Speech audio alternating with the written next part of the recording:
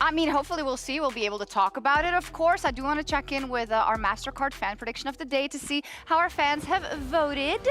And yeah, MDK 69.1%. Nice. And GAM 30. Because Matt is the favorite. 30.9%. Nice. I'm going to say we were talking about this matchup before, and I feel like for MDK, I feel like they have regressed a little bit in the context of this tournament because they came out, they had the best of 3 that they won versus PSG to then promptly lose to PSG, right? They don't feel like themselves currently, and I think I need to see that again today. All right, that's what happened to FlyQuest at MSI. We had a little switcheroo with PSG as well. It's the mental game. It's the mental side of the World Championship. Just because you're playing against a minor region team at Worlds doesn't mean they're going to be anything less than. And I got to remind people last year, I don't have to remind people what I'm going to. GAM knocked out a 0-2 TL in this exact same spot. So GAM is going to be the confident team in this situation. And MDK needs to overcome whatever tilt they're feeling from being down here in the first place. Yeah, it almost feels like GAM are specialists in this. 0-2 specialists? 0-2 specialists, you know, the final knockout to one of the teams that is expected. But yeah, we haven't... How do you feel? Are you nervous? I am a little bit nervous because on the one hand, I feel like they have shown a lot already and nobody even expected them to get to Worlds format, but I hate giving up a team before they've played because I think that is disrespectful to what they could show, right? And you just have to look at the games. So we'll see. It's going to be either GAM or Mad Lions Koi that leave us, unfortunately, today after having fought valiantly. Let's continue with the Swiss stage of Worlds 2024. Cả đội đã vượt qua rất là nhiều khó khăn trong năm nay. Hãy cùng nhau cố gắng thêm một chút nữa. I mean, I will say it's awesome, obviously, because I'm from Europe. Not as awesome, though, for GAM, unfortunately, and quite surprising. Yeah, apparently it was the 9th fastest in World's history. What? I just heard.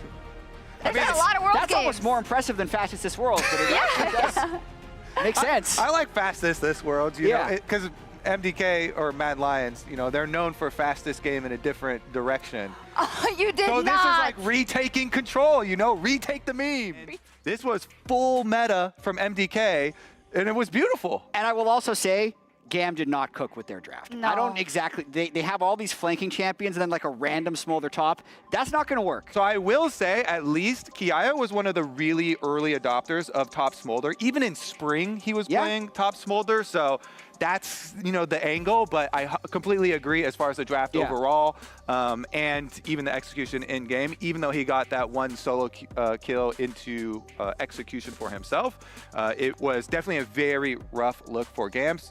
I would say they probably won't make similar mistakes here in game number 2. Levi. Yeah, Levi's ready to join this 2v2, make it an unfair fight. Supa trying to get back away. Nice use of the feathers there for the root. Now Elyoya ready for the counter punch. MDK got to be careful about this one. Alvaro jumping right back in, but a nice couple of punches nearly takes out EasyLove. Another root. Elyoya grabbing the kill on that one, but Supa also drops. 80 carry for 80 carry so far. Elyoya continuing the scrap with Levi. Nice vault breaker as Levi's got to try to stay alive. He hits level 6. He goes back in for the Cyclone. You got to be kidding me!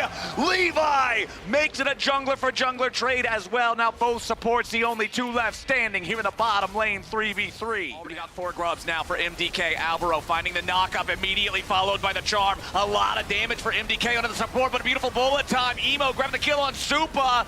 That's another one traded back, though, onto Elio. Slicing Maelstrom in the middle of everybody. Elyoya about to die, will not get enough damage back onto the cannon as Frescowi has to get away towards the tier 1 turret. MDK lose 2. GAM comes out on top in the fight. You look at the goal to the top of your screen, it is dead even and playing mid. Well, it might not be dead even after this. Supa pops the ulti, tries to get away, but EasyLove has his number. Elyoya not out there because that is so punishing. It's all about the next play now, as equalizer are going to be dropped to just try to clear this one out. Oh, but the dive is coming in from GAM. The bullet time over the top of the slicing Maelstrom. They're going to find 2 more kills on Alvaro and Elyoya. Frescowi and Mirwin trying to get something back, and that something will be Elio.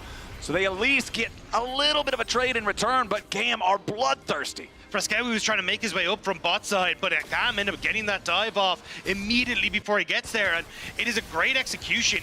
Elio hanging over the wall, Alvaro just getting caught underneath this with a great knockup from Emo as well. The follow-up was perfect from Levi.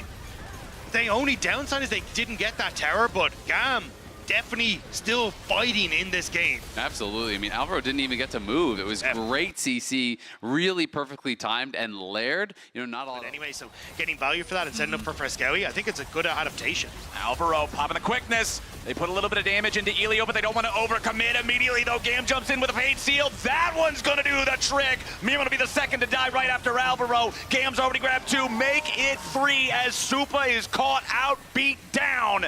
Frescowi and Elyoya trying to get themselves away. GAM just got 3 for free. Levi leads the charge. Frescowi's got to try to use the Spirit Rush to get away. The area, and the second they get locked down by Elio here, this is essentially 3v4. The follow-up is there, the ults are perfect, the front line is completely deleted, and you can look, Frescowi, no access to fight, Elyoya, no access to the fight, and GAM steamroll MDK. Like this, it's absolutely an elimination game, and you're trying to fly in and make all these big plays, and sometimes you're going to look absolutely foolish.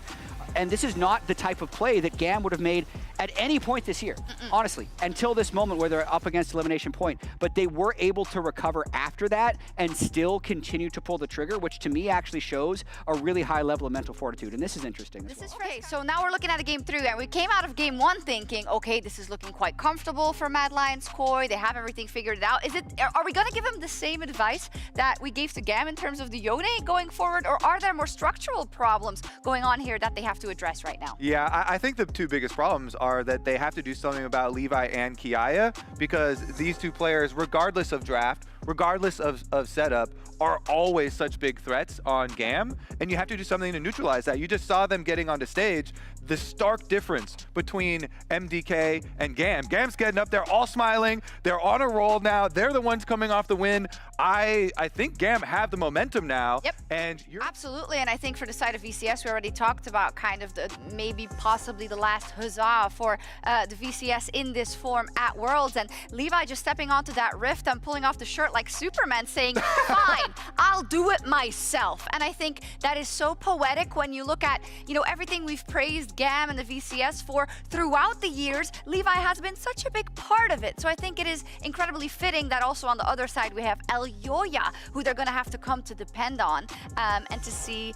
We believe. Make them believe. We believe. Only one more. Either team here looking at this one. That's a best of 3 for you.